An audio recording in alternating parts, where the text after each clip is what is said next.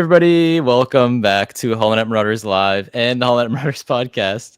We always start laughing for some reason at the beginning of these, but that intro that we love, it says it was the pumpkin paint-off. Today we're not talking about the pumpkin paint-off. We're talking about an art of another form, right? Yeah. I might as well just get to our... Well, how are you doing? How are you doing, Jamie and Matt? I'm good. I was doing great until you played the wrong intro, honestly. And then I'm like, no. It's okay. It's good. It was the right intro, but I didn't know it still had that opening, the little title. It's all good. But anyways. We almost updated. Anyway. The reason we're here today is we're joined by Lucasfilm's own Phil Szostak to talk about concept art. Phil, how's it going? Good. But I have my pumpkin right here and my paints. Like, we're not doing the paint off. What's happening? I'm so sorry. Yeah. Sorry. You'll have to save it for next year. Yeah, exactly. Next year. I'll just put it aside. Well, thank you for coming 2 weeks late, but we're happy to have you in. No, but really, super happy to have you here. Thank you. Yeah, no, great to be here and love the show. So, and I've appeared in your chat a number of times, so I'm happy to be on camera and live with you guys. I was gonna introduce you as you've seen him in the chat. Now he's here, Phil Szostak. But it is wild to go off of that. I think we were saying about a year ago, we started to start communicating with you on social media, having fun that way. We wanted to talk to you about Skeleton Crew at the time as the episodes were coming out, but we couldn't get that going. We've seen you in our live chats, which always makes our day whenever we see that. Definitely. And we were finally able to coordinate what I think is like the perfect way to have you on. Yeah. The three of us love the sequel films. Especially Force Awakens is so special to us, as all four of us, I imagine.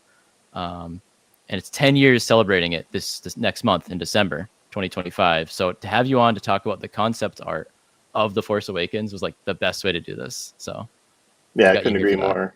Yeah, no, thank you so much. And like I was telling you guys a minute ago, before we went live, it was a really special day for me personally in my journey at Lucasfilm. So yeah, it's a really special anniversary for me, and obviously a big one for the fans as well.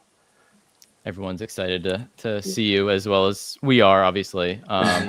Whenever we have a guest on for the first time, we do the whole like, hey, what's your Star Wars story? How did you become a Star Wars fan as a kid? And how did that all really come about for you?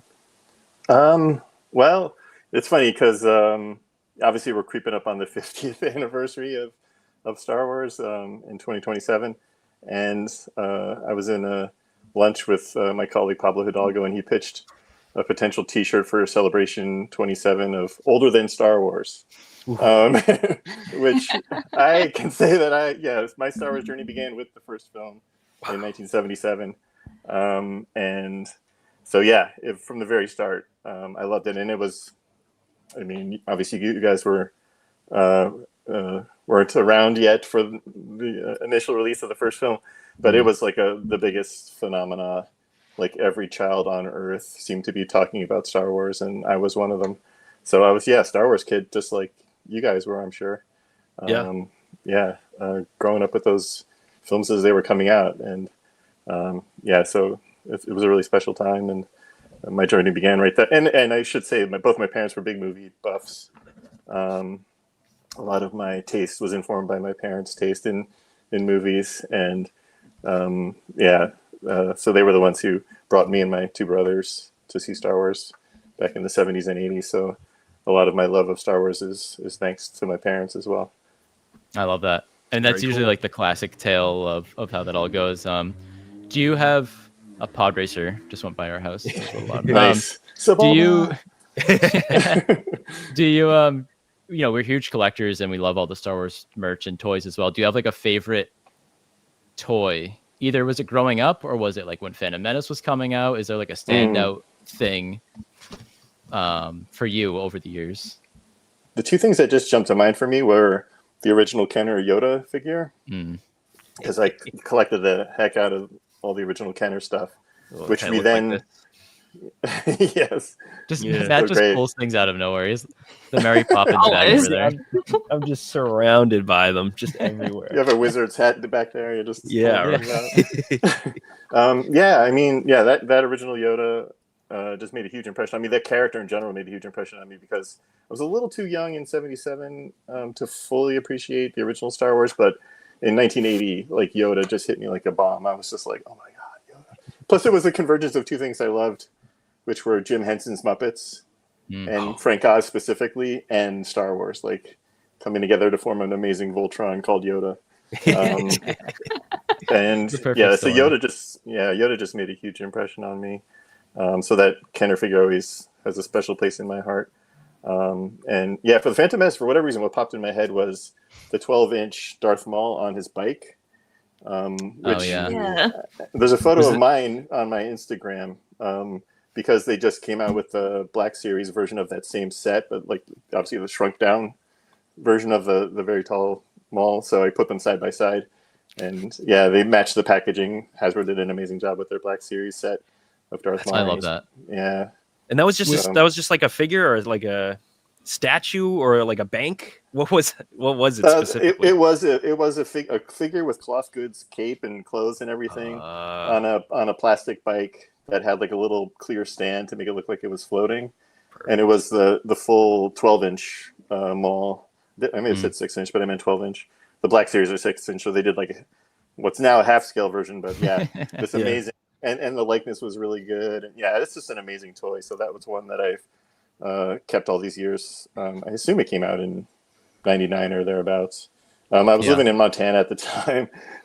Couldn't be further away from working at Lucasfilm or from the rest of the world, living in Missoula, Montana when Phantom Menace came out. But there was a Target there, and they had all the stuff, and I bought a lot of stuff, even though I didn't really have the money to be doing so. But so it goes. That's the way to do it. Mm-hmm. I always have to bring up the Phantom Menace merch stuff because it's like that was a magical time of just they made everything. There's Darth Maul rollerblades. There was 12-inch Darth Mauls. There was anything you can think of. Light switches, ties. Literally everything was branded with Phantom Menace. Like at some point, had the Phantom Menace name slapped on it. Everything. It's incredible. It's incredible. I've never seen anything like it. Yeah, and it was an amazing time.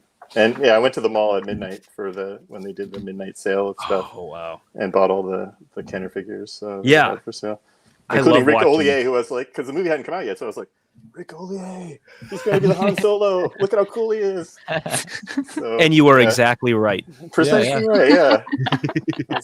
Hey, they put him on a Pepsi can. You guys got to be cool. Yeah, right. Exactly. So, to go off of that, to go into like the Phil origin stories, like how now you're obviously at Lucasfilm. Mm-hmm. How did that all come about to like getting to where you are now at Lucasfilm? Ooh, that is a long story. So yeah, I mean, I moved to San Francisco in 2001. I'm originally from New Jersey, and was living in Montana, like I said, which is a whole nother story that could take a whole nother podcast, so I won't go into it. But so I moved to San Francisco in 2001, and I was really starting over at that point with my career and my life. So it took 7 years of really hard work to get to the point where I was even, able to be hired by Lucasfilm in any way that, like just getting experience, working back in the industry again, which I'd kind of dropped out of for a while. I was self-publishing my own comic books in the interim. So I hadn't had like a film job or an animation job in a very long time. I went to school for film and animation. So I started at the ground floor at an animation studio in San Francisco, worked my way up, and then was hired at Lucasfilm in 2008. So it took 7 years.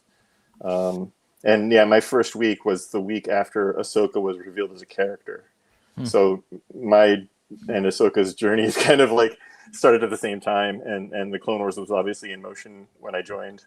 And my first job was working with George Lucas at Skywalker Ranch, which is crazy. Like, yeah. That's insane. That's wild. And as far as like the books go, like I had no, like unlike Kristen Baver, who has a journalism background, I had no journalism background and really no aspirations to be an author whatsoever. It was not something that I thought would ever happen for me, and not even something I necessarily wanted. Like it just kind of, the opportunity, it didn't fall in my lap. I mean, but I had befriended the senior editor of Lucasfilm Publishing, Jonathan Rinsler, because he used to come up to the ranch to work with George a lot. And I would have lunches with Jonathan Rinsler, and got to be friends with him.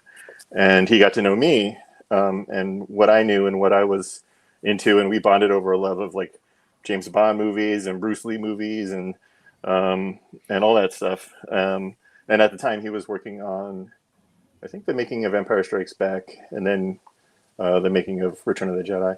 But anyway, we just got to know each other over the years and became friends. And yeah, one day at lunch, he just asked me like, well, and you know, at that point I was already in the art department for The Force Awakens, so that would have been in 2013. And just one day at lunch, he was like, "Hey, do you want to write the art book for that?" And I was like, "What?" Yeah, just so it did kind of fall out of the sky. But I immediately said yes, and then was like, "Oh no, what have I done?" Like, immediately regretted. Like, I have no idea what I'm doing. Help! But figured it out, and yeah, and that's what we're celebrating here today. But I mean, there's a lot of things that happen in between, and maybe we can get into some of that stuff. But that's like the semi-short answer. That's great. I mean, it's always cool when it's the things you don't think that'll happen and they happen. So that is quite interesting. But yeah. Yeah, and yeah, it was a lot of hard work just getting my foot in the door at Lucasfilm. But once that opportunity came my way, I really ran at it full steam. And you know, obviously the pressure was on working with George up at the ranch. I was like, oh, like I actually.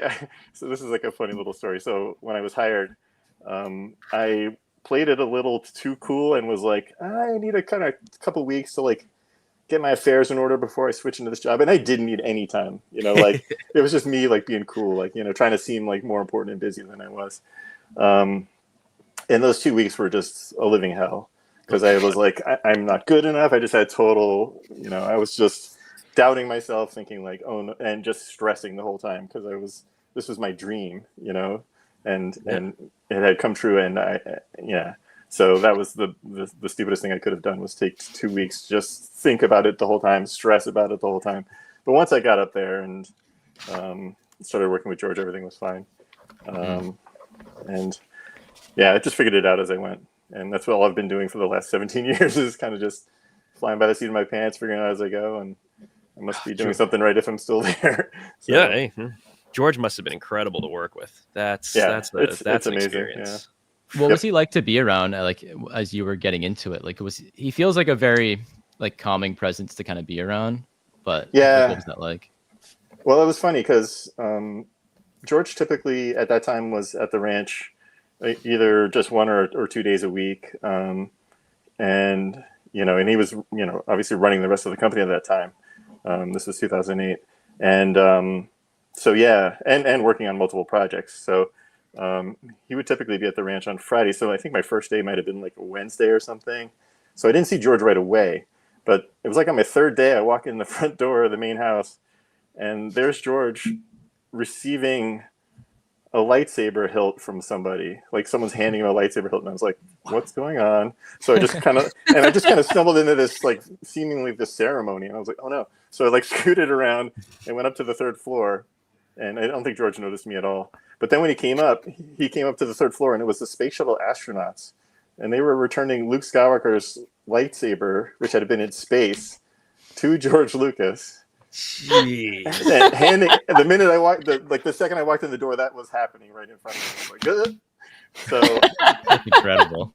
So George goes up to the third floor with these astronauts, and he looks at me and like, who are you? Like he had never met me before. Like, but I was with Faye David, who was the previous coordinator during the prequel era, and she was kind of helping get me up to speed, and so she was like a calming presence for George, but like it was weird. And George had worked with the artists that were already up there. So I was the only kind of person that he had not met yet. So yeah, that was a pretty comical first encounter with George. And he's like introducing these astronauts to the artists and introducing them to Faye. And then he's like, and this is, so yeah, but that's perfect. But of course, then, you know, we got to know each other over the years and yeah. That's so good. Jeez, wild first week. Walk in and you exactly. I was like literally my third day, and I was like, "Is it like this all the time up here?" Like something akin to Arthur pulling out Excalibur. Freaking incredible. Yeah, pretty much. But no, George was great. Obviously, great to work with, and you've probably seen a ton of behind-the-scenes clips of him working with writers and Dave and various people, and just an incredible, boundless energy, intensely creative. Just super fun. Incredible. That's so cool. I love that story. That story's like That is such Yeah, it's one of my story. favorite stories. I don't have many stories like that, to be honest. It wasn't like that every day at the ranch, but I was getting that vibe.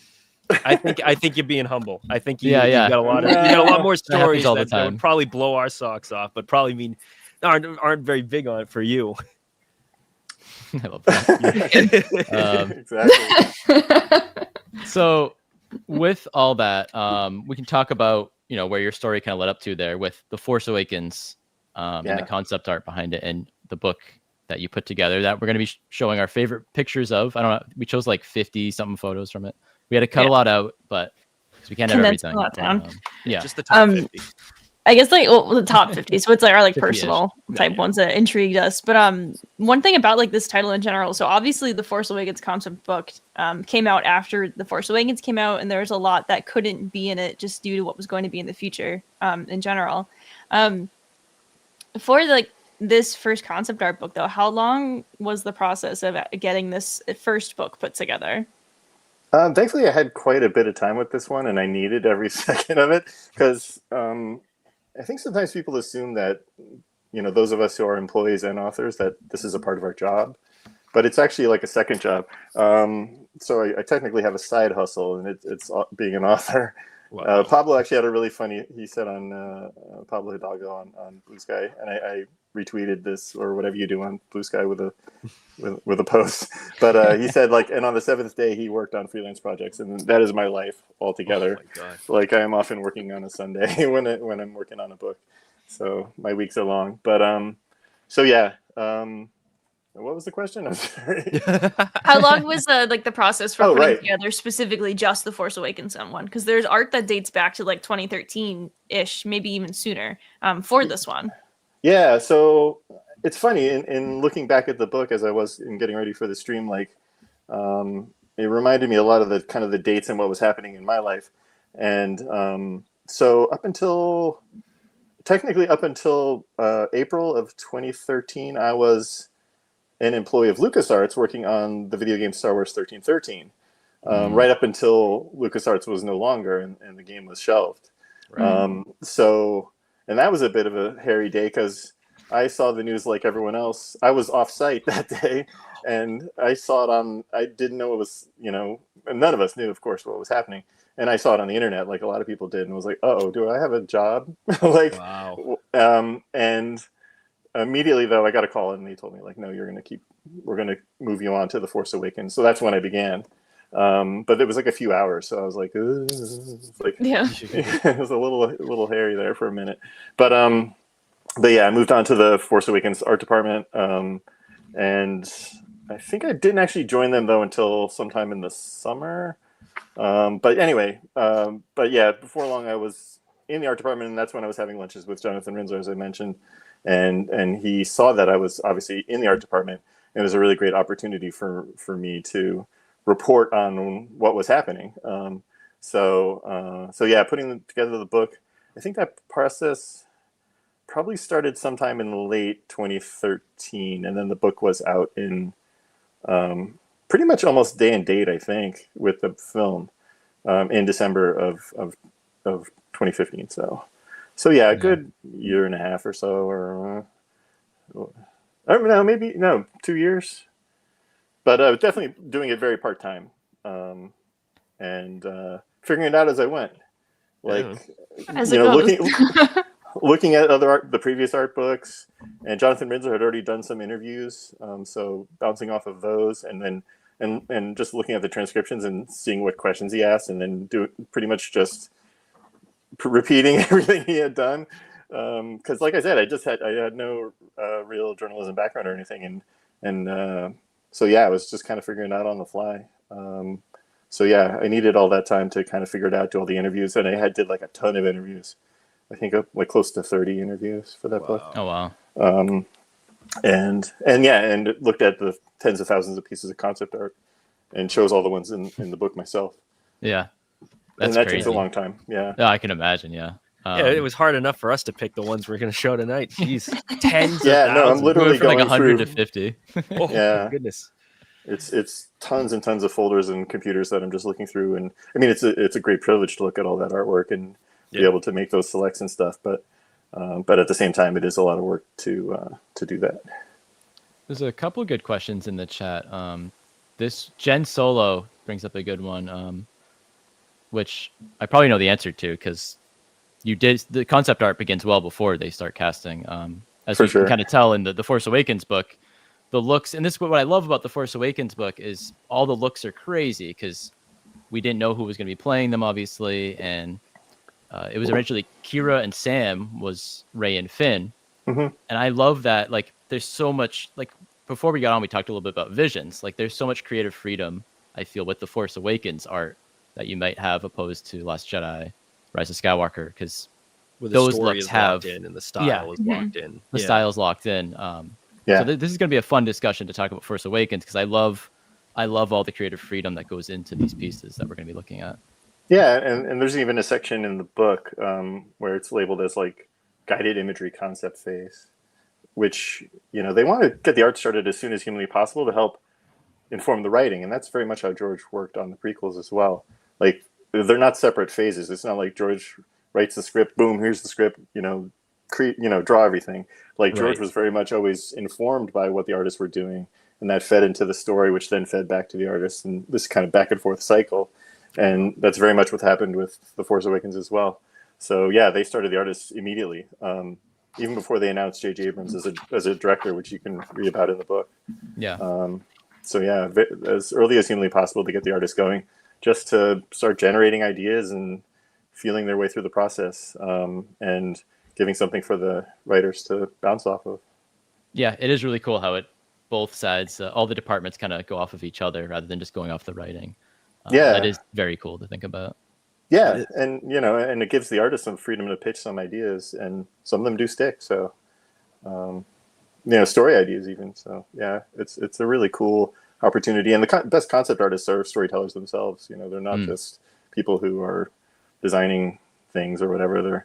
They're often telling stories with their images, and a lot of their choices do end up in the finished product. Yeah.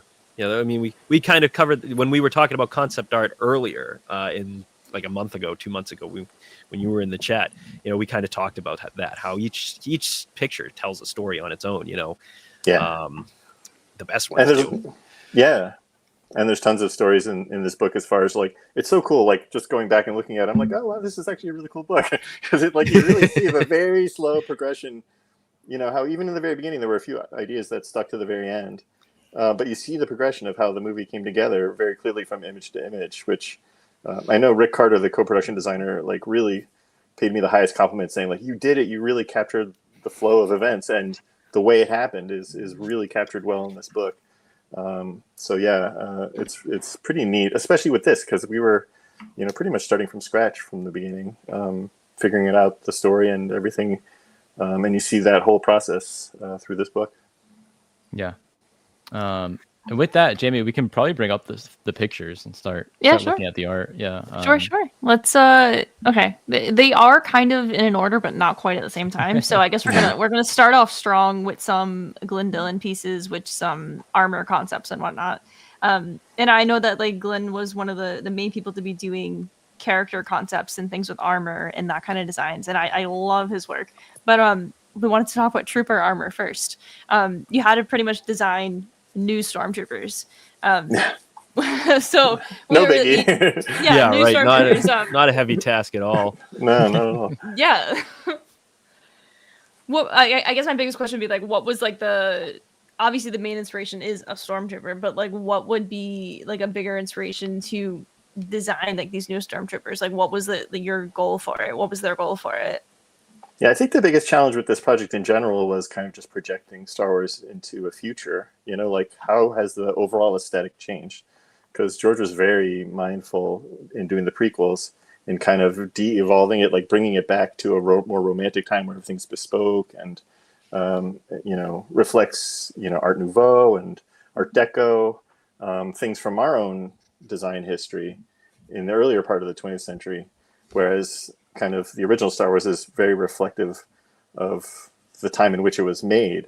So it's kind of like projecting like 20 years beyond, or 30 or however many years beyond the original trilogy.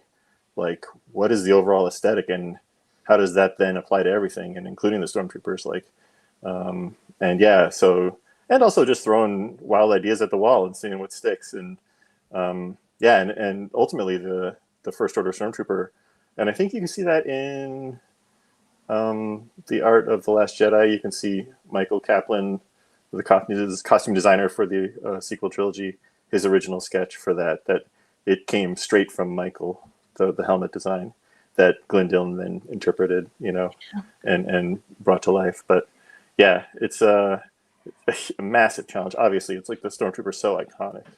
Right. Yeah. It's like, how do you bring that forward?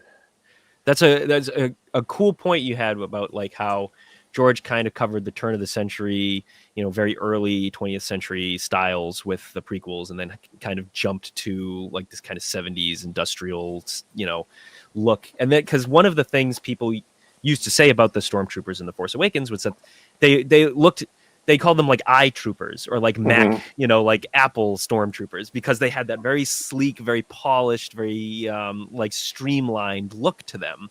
So in that regard, I would say they nailed it, right? I mean, if you're kind of bringing in like 30 years later, you've got that style like perfectly down. Yeah, and that was all done very intentionally, and yeah, it's and also just bringing Star Wars to a modern audience and making it, not feel dated, is a big part of the challenge for the design work on a project like The Force Awakens. Like meeting modern film audiences where they are, and not just doing something that's completely retro. I think that something that's really funny that I mentioned this week to the guys and getting prepped for this was I feel like it's kind of overlooked a lot that The Force Awakens came out in 2015 and Revenge of the Sith was only 2005. That's only 10 years apart. I know. But the movies are so drastically different aesthetics-wise alone on so many other levels. But like that's not that far removed. And it's funny to hear saying we wanted to look for like a modern audience when we were looking at it in a totally different lens, not even 10 years prior to that. Yeah. Wow. We are as far away from The Force Awakens as we were Revenge of the Sith when TFA came out. I hate that. And it doesn't feel that far. But no, it doesn't. That's exactly it. And yeah, I mean, that's super true. And yeah, I mean, yeah, The Force Awakens. Yeah, sorry, I just lost my train of thought. Sorry, It's all my good, fault. it's okay. My fault. No. We'll blame that. Yeah, We'll loop back to it. But AJ, you want? Yeah. Go ahead, Aaron. I'm glad, Phil, you brought up the whole George with his certain look for the prequel trilogy opposed to the original trilogy, because these two images here, kind of showing off the First Order look and the Resistance look that we see later on Takodana, pretty much almost shot for shot what we see in the film. I think that shot was even in the trailer. And I remember watching that first trailer. You see Poe in the X-Wing cockpit. We didn't know who he was at the time, but we see him. We see all these other things. And I was like, oh, this feels very much like the original trilogy look. I think that look was really captured. And obviously it began here in the concept art. Yeah. And you sort of touched upon already, but like what went into like what was going to be decided? Like, how is this era going to look opposed to the original trilogy? Because this was 25 years after Return of the Jedi, right? 25, 30 years. But yeah, and to that point, that's what I was going to say before I lost my train of thought, was that like, we were not making, even though it was only 10 years since Episode 3, we were making a sequel to a movie from 1983. So, we kind of had to pivot completely as a company into a more original trilogy mindset, which obviously with, Rebels, that makes sense, like trying to get people back into thinking about the original trilogy and into that aesthetic and stuff. And that was definitely on the minds of the designers for this film was, taking a step back into their childhoods, like my own. We're all kind of the same generation and, getting nostalgic, for what came in the original trilogy, but also tapping into that aesthetic and then advancing that versus, which was more recent, things like the Clone Wars and the prequel trilogy, which obviously, this was not a direct sequel to that. So yeah, it was a challenge because how many years would that be from 83 to 2015? That's a long time. 40 years. No. Well, she's 32? 32, I think. Yeah. 32. Yeah. So yeah. And and just Much bigger leap. Yeah. So yeah, it was a massive challenge. No, definitely. So, would you say the X-Wings on the water, is this one of those concepts that then made it into the script, or was this drawn from the script? I don't know. It might be in the book. I'm not remembering off the top of my head, but I think it was an idea pitch by somebody, not an artist, but then an artist drew it and did that big, like, kind of tail of water behind the X-Wing. And it was just such a cool image that then went into the film. Like, it was, once it was visualized, it was like, okay, that's too cool not to be, we got to find a place for that in the movie, It really is. There's a lot of those in here too. Mm-hmm. One one that really struck me in going back through the book was, like, I think it was like in the first month or second month of their work, Eric Tiemens did an image of a duel in the snow between a red and a blue lightsaber. Yeah, I think it was from March of 2013. And I think I have that one in here. I think we have that one long before. Yeah, long before that was a part of the story. That was, in a piece of art. So stuff like that's just amazing. Like, so much time before the film comes out. There's a visual that ends up in the film. Is really cool. There was a note with the helmets that talked about getting them a bit of a tighter look. Yeah, I thought that was pretty interesting to, like, to show a little bit of change since the rebellion. Now with the resistance here. And I know, especially Glenn, and I'm good friends with Glenn Dillon to this day. And he will actually, I interviewed him for the Art of Andor because he did some Andor concept work as well, which makes sense, obviously, because he was the co-production or costume designer for Rogue One. But Glenn's an amazing guy. And and I think it was somewhat mostly motivated just by updating it and making it a little more modern, a little more sleek. A lot of the helmets, but in particular, the one that always makes me laugh is the TIE Fighter helmet from the original trilogy. Just how huge they are. And when you see Darth Vader walking down the hallway in the Death Star and the two TIE pilots are walking behind him, how they look like little children because the proportions are so... They have these giant helmets and these little guys behind this giant Darth Vader. And they just look like two little kids kind of walking behind him like, I don't know. So I think he definitely wanted to, update those in particular. And I love the First Order TIE pilots. They're super cool. Yeah. But but of course that extended to the Resistance pilots and just modernizing, making them a little sleek and less buckety, a little more giving a more modern silhouette to the look. This is the age of skinny jeans. We've got to make everything fitted, everything's tight. Those jumpsuits are a little tighter. Like, I mean, we have on display at Lucasfilm. We have Bo-Katan's helmet and Boba Fett's helmet from recent shows, and the ones that the actors wore, and they are custom fit like to those actors, and they're small, like they're clearly just exactly the heights of the actors' heads, to give them that like sleekness, in the original trilogy, a lot of the helmets were a bit bulkier. So there's something I was to go back to that Resistance real quick. Last note. There's something I love about the Resistance aesthetic, like the color palette with it, like the orange. And maybe you see it in The Force Awakens, but I think of The Last Jedi when I think of it. But just the orange and like the certain tan and greens, like it's just there was the costume design and the concept art that goes with it. It's just really well done. I love the green flight suits for the A-Wings. Like I wish we saw more of those because we pretty much just have like Tally. But like I wish that. I love that one. And then there's like the white jumpsuits in Rise of Skywalker. It's just, there are so many details on these jumpsuits. It's more than just jumpsuit with the zipper and like the 6 pockets. There's like so much going on in the Resistance ones. And it just looks so good. There's just so much to look at. Yeah. And I had to translate the helmets, and they're gibberish. They don't say it. So in the book, there's a character mentioned as John Doe. Mm-hmm. It's a very Poe Dameron looking character. So the chosen one in the chat mentions was John Doe always Poe Dameron? Well, he eventually became Poe Dameron. Right. It wasn't like a code name though for Poe, who was Poe already. Like there was just kind of this character that was going to come into the story, and they gave him the temporary name of John Doe. And who he was very much wet cement. They hadn't quite figured out who this character would be, but that he would work with the character that became Finn in order to escape together. And that was a very early story point. But like as to exactly what Poe did for like a living, like who he was and what like that, or John Doe, that was not yet determined. But yeah, he did eventually become Poe Dameron for sure. I like that. Because you have John Doe, you have Jedi Killer, who we'll get to. Love Jedi so yeah, Killer. that makes sense. Yeah. But speaking of villains, yeah. Oh, sorry, Jamie. I was gonna say, just to go back to, we already touched on, we were trying to jump into the future, and the future was Chrome, so There we go. we really went for it. Well, the future and the past, we got True. Padme's ship, and like, Yeah, right. But yeah, I think And Phasma's armor is Padme's ship. it is, Or Yes. Well, yeah. one and the same.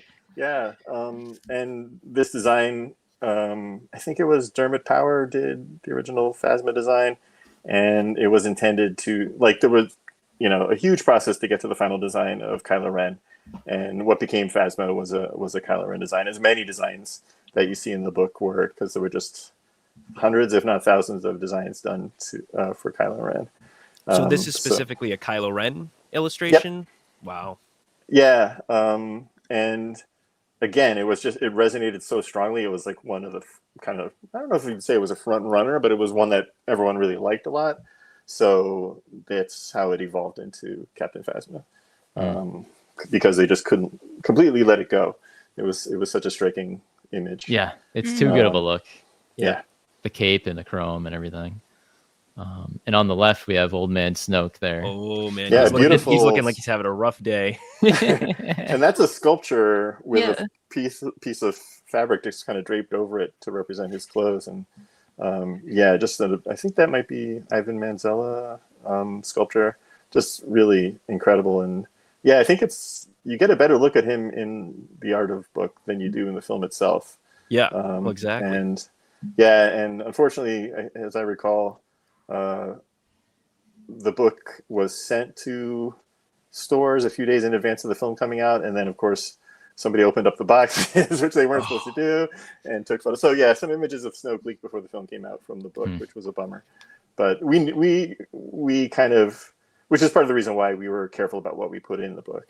And this was something that we knew if it leaked, it wasn't, so it wasn't going to be that big a deal, because Snoke was introduced pretty early on in the film. He wasn't like a big surprise or anything. So yeah. Right. I do like that his gold robes seem to be like from the very start. Yeah, me too. I love his gold robes and his little gold slippers. Curtain. The slippers. Don't forget the slippers. Can't I love how forget that's called out in like the visual dictionary later on. It's so intricate, and it's a man of style. He's so cozy. You know. That was one of the things I had to get in the art book for Last Jedi. I was like, where the slippers are going in. Yeah, the look for Snoke, I believe this was at the end of the book. This was one of the last things in the book. Which means that it was, obviously because he appeared as a digital character, it was something that ILM were working on in post-production. So it was something that wasn't needed up front. So yeah, the book pretty much goes chronologically through time. So Snoke was something that wasn't completely refined until towards the end of the process. Okay. But yeah, he's he's looking rougher here than he does in The Last Jedi. I feel like they kind of cleaned him up a little bit. Yeah. It's a concept. What do you want? Exactly. Exactly. So yeah, here we have a lot going on here. So to go off of earlier, a lot of shots that made it from concept art, almost shot for shot, into the film. Yeah. I believe it's a Doug Chiang piece on the bottom right. Yep. Which always a huge fan of his work, of course, since dating back to the prequel trilogy. But that's such a striking image of on Jakku in the film, of the TIE fighters coming out of the sunset like that. It's just very, very well done, and it was cool to see that starting here with this. That's this another concept. trailer shot. That's another shot that featured very prominently in the trailer. I remember. True. Yeah, and I think inspired. I think the caption Doug mentions Apocalypse Now being the inspiration for this shot. Yeah. And just again, an image so striking that they just find a way to work it into the film, even if it doesn't make complete sense or whatever. It's such a beautiful shot and a great idea, and obviously something that ILM put in post-production. On the left, yes, we have Republic City is what it's labeled as. I don't know if that was like I assume it was Hosnian just Prime. early concept. Yeah, Hosnian Prime Yeah, eventually. Prime. early concept for Hosnian Prime. And yeah, that's kind of all there is to it, but it's a really cool look and very Macquarie-esque, which I appreciate. Yes. Reminiscent of his early designs for Coruscant, which at the Yeah, time was which like were- had Abaddon or something. Had Abaddon, yeah, because they had Yeah. they They do look very designed Blade it like Runner. very Blade Runner. Yeah, there you go. There you Yeah, go. very Mhm. Blade Runner esque, very almost like post-apocalyptic looking, you know. Mhm. So that would have been cool, but I Yeah. kind of like Hosnian Prime as it is. And we didn't end up getting too many looks of Hosnian Prime anyway, though. Obviously. So Yeah. like, Yeah. I wish that there were more looks. And so I'm thinking about it now. I'm like, oh, did it look like that? And I'm like, I have no idea if it actually did. A lot of skyscrapers. Yeah, we just kind of yeah. meet it right before it blows up, sadly. But Yeah. Yeah, yeah, there was Talk an about earlier it. scene. I think it's yeah, they were going to introduce the character Corsella, and kind of tell a little more backstory about her connection to Leia and all that stuff. And we do see her on Hosnian Prime like Mhm. for a second, that Yeah. character, but there was going to be more with her in the film that didn't make the final cut. But so Yeah. we would have had a little more of a connection to Hosnian and the New Republic before Hosnian gets blown up. One of our favorite locations in the sequel trilogy, and maybe even Star Wars at this point, is Maz's castle. Yeah. And talk So about we get that beautiful art here of Maz's castle. I know you mentioned it in the notes in the book, but like, what sort of, you have so many cantinas in Star Wars, and you know, a lot of Star Wars stories revolve around going to a cantina. But this time you have a little cantina, but it's in this old, cool-looking castle, which is just such a cool idea. Yeah, like, ironically, the Maz's castle is more directly based on Macquarie's version of Vader's castle than Vader's castle ended up being on Mustafar, if that makes sense. So, interesting. so yeah, you can see there's earlier images in the book of Vader's castle, which obviously wouldn't come into play until Rogue One more fully. But like, but Macquarie did versions of Vader's castle, I think, for Empire originally, and or was it Return of the Jedi? Either way, yeah, they were directly inspired by that castle for this castle. Yeah, that's definitely one of the images of kind of Vader's castle, or just some kind of castle. one of the early ones, yeah. Yeah, and but yeah, if you look at the Macquarie version of Vader's castle, it's very much like Maz's castle. And yeah, there was a bit of a weird shuffling happening because originally they were thinking, because they found Greenham Common, which ended up being the Resistance base, Dakar, and they were thinking of putting having that be where they meet Maz, and it's not the base, and that they meet Leia in a castle, and those kind of two ideas kind of did a switcheroo, and they put the Resistance base in, you know, in Greenham Common, the location that they shot Dakar, and then they put Maz in the castle. So a little bit of shuffling, but the ideas were always, well, they weren't always there, but they were there, and they were just trying to find the right place for them. And I think putting Maz in a castle and having a kind of a cantina scene in a castle was an inspired idea. That's pretty interesting because obviously, you know, reintroducing Princess Leia in a castle is, you know, and then, but the movies themselves, they refer to her as General Leia. So it's cool that you kind of meet her for the first time instead, not as royalty, but as a general on the battlefield, as it were. Yeah. You know, because she's still kind of. Oh, go ahead. No, I was just gonna say, yeah, it makes more sense for the story that they were telling to do what they did.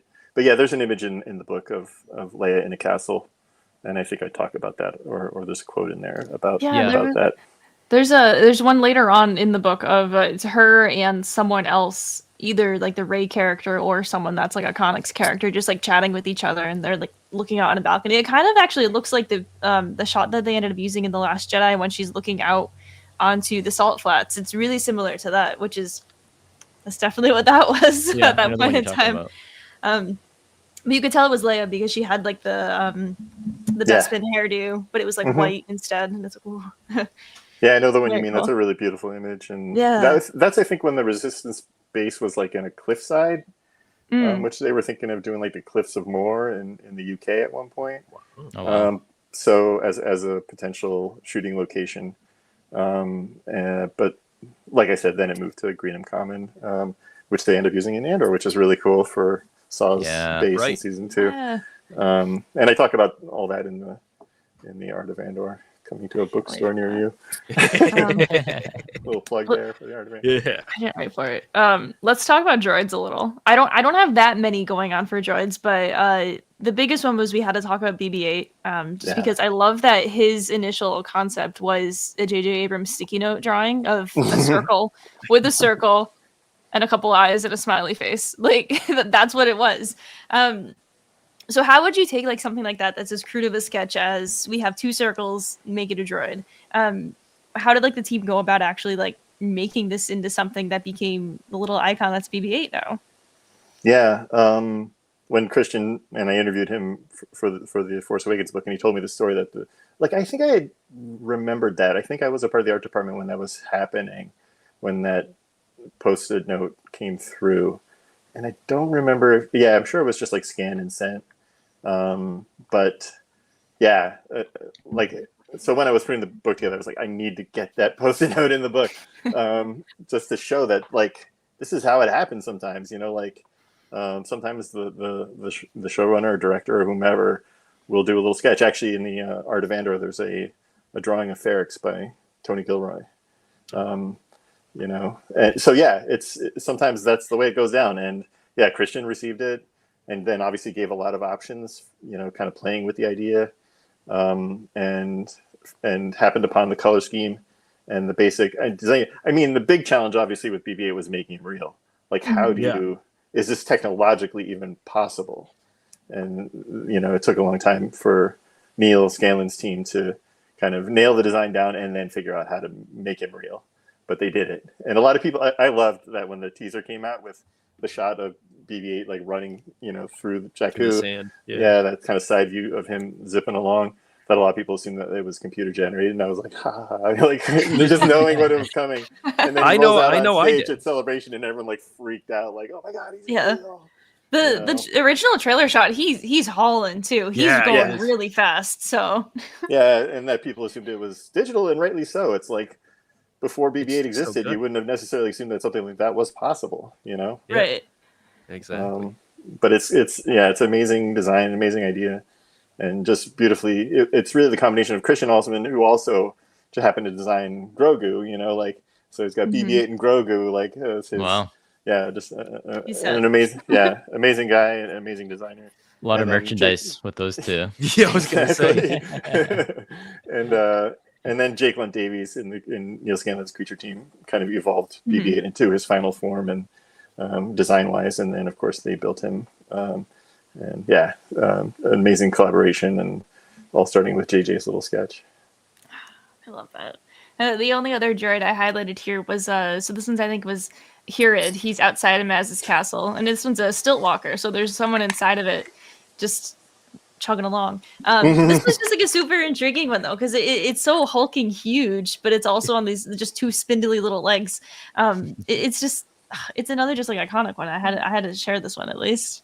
Yeah, and the Creature Team's really great about like creating designs with silhouettes that really challenge the viewer to like try to figure out how it was done.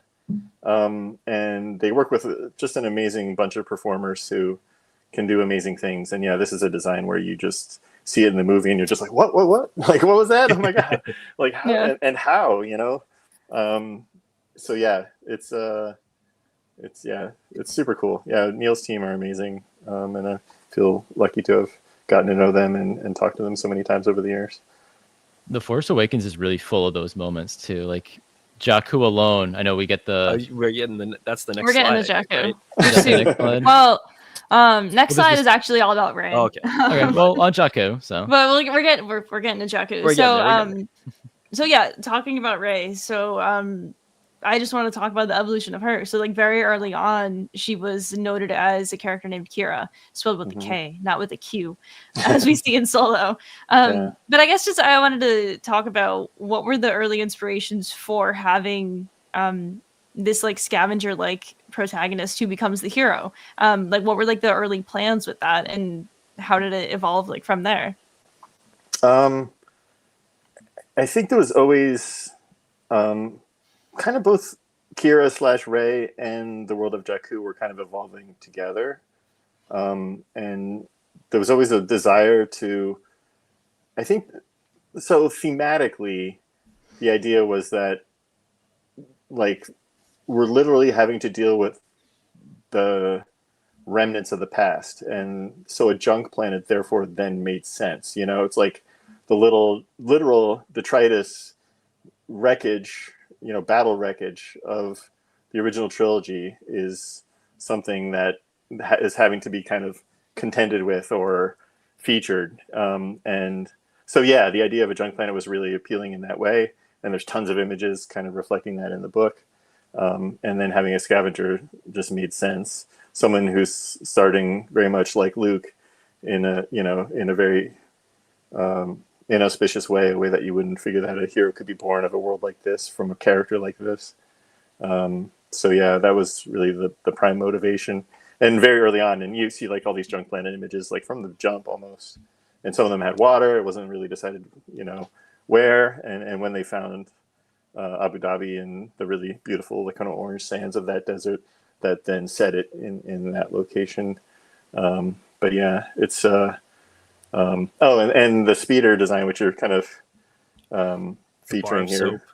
Yeah, there was a lot of design work done for a speeder, but yeah, it was Jake Lone Davies again. Like creature designer was the one who nailed the speeder look, which is amazing. Like they just threw the net wide, I think, because they were like, we need a speeder. You know, let's see what the creature team can do.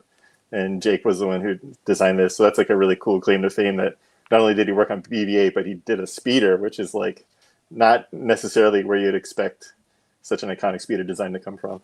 Yeah. Yeah, because it's funny because they're like below it, it's just like a regular like swoop bike style like speeder, and then up top we have what actually ended up being with that like popsicle style. Clunkiest looking thing imaginable, it's but so it's so good. good. It's such It's a iconic, iconic. though, Yeah, exactly. Something that when we were putting this together, Matt pointed out that one of the early concepts for Rey here, her with the speeder there, she's pretty much wearing what ends up being Dr. Aphra's outfit in the comics. And that's something that we never really noticed before until reopening this. So obviously it goes to show there's so many things that are pulled from initial concepts that just like live in your vaults there. And then you're just like, wait a second. Yeah, and I honestly wouldn't necessarily say that that's exactly where it came from, but it's hard to say because it's like sometimes you see an image and you know, and then, you know, if you design something, then you look back at it and you're like, oh, I guess that's where I got a little of the inspiration from. But it's not necessarily that they like looked at this and said, that's Dr. Aphra or whatever, or it's exactly a one-to-one inspiration. But but I honestly don't. Yeah, I don't know for certain. So it could be. It's all good. Could be a cool coincidence. Could be intentional. Either way. Yeah. Just could be nothing. It's all good. Creatures on Jakku and elsewhere. Matt, take it away. All right. Yeah, this is These are your guys. Yeah. Well, you mentioned earlier, the creature team wanted to create these creatures where you couldn't really tell like how they were done initially. They had these iconic silhouettes, and you kind of don't know. And Baba Joe was like the perfect example of that. I love Baba Joe's design, hiding the puppeteer in the cage behind him, and having the arms come down and having the head puppeteered. I think that's just like a stroke of brilliance. I love that, and I think that just like totally embodies that design principle perfectly. Because like, when have you ever seen that done in anything else? I can't think of any other thing where you know the giant backpack on the guy's back is where the person actually is, the puppeteer actually is. Just an extremely clever idea. I think the puppeteer's head or the performer's head in that case is inside of the frog, looking out of the mouth of that. So it's like that's just great. That's like so much fun. and I think he was one of the early reveals, right? He came out on stage. They had a picture. Like, I know JJ posed with him like for a picture in the desert when they were filming. Like it was like there was a little video clip with JJ and Baba Joe. And we were like, and then he came out on stage as well. But yeah, and there's a story in the book too about the Hapabor, them surprising JJ at the end of like a creature review and having the Hapabor kind of charge out like as if he was alive, you know, just like to surprise JJ with this kind of like big moment of delight at the end of a review. and That's fantastic. and yeah, they were a little concerned that they might surprise too much with this giant thing running out, but it ended up working, and JJ loved the design. So really, my question for these guys, because I'm a huge fan of the creature designs of the sequels and the aliens of the sequels.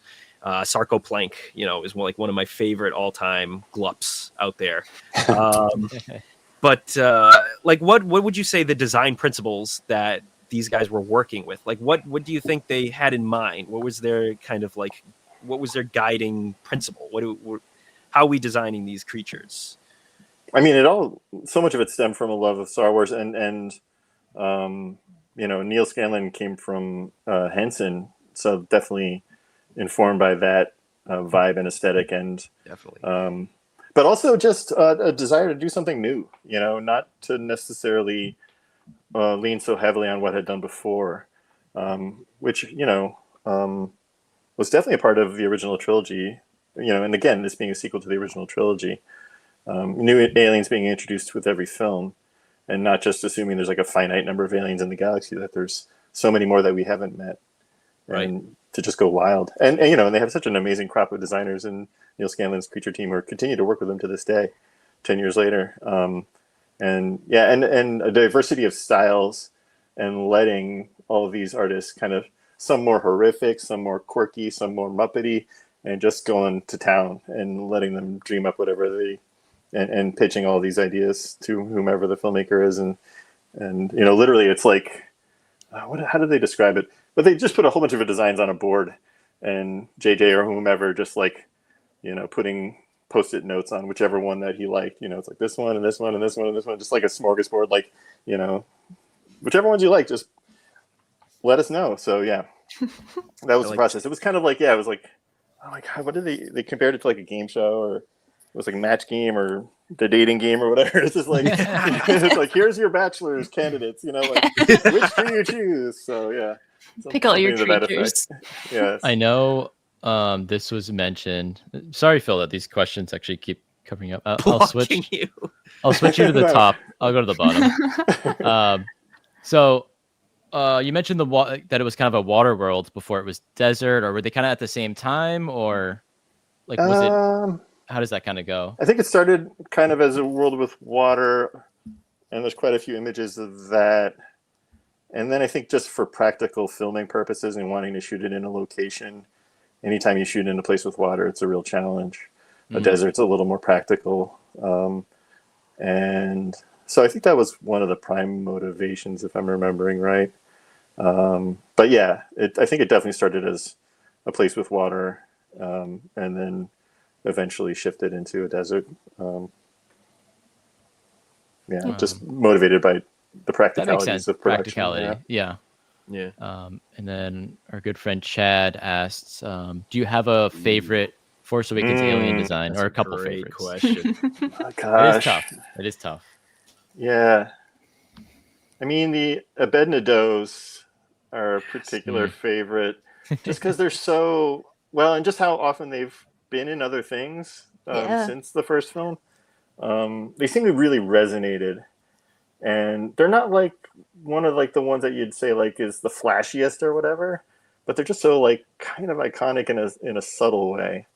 I really am drawn to them, and I also love the Beastie Boys connection. Yes, in the names and stuff. I think that's a really funny tradition that continues to this day. Got to keep it going. Exactly, and that's all JJ. JJ is a huge Beastie Boys fan. I think there's a Beastie Boys song in his Star Trek film from 2009. So yeah, that started with JJ and continued on through all the films and through the comics and everything. So we're going to run out of Beastie Boys songs eventually, I guess, but not anytime soon. Never. Have to go to lyrics or something after that. Yeah, and they're one of my favorites because they look like they've always been there. In fact, in 2015, I probably didn't even notice that they were new. I probably saw them and was like, yep, that's, they've always been there. So exactly. Yeah. That's a good point. It's a great point. I know when Star Wars Squadrons came out, the video game there, Matt and I were playing together, and I think Jamie, we were all playing. We were like, we have to pick them as our character. Oh man, So I worked so hard to Yeah. unlock that Yeah. Avenida. we had like fancy outfits. Exclusively played as the Avenidas.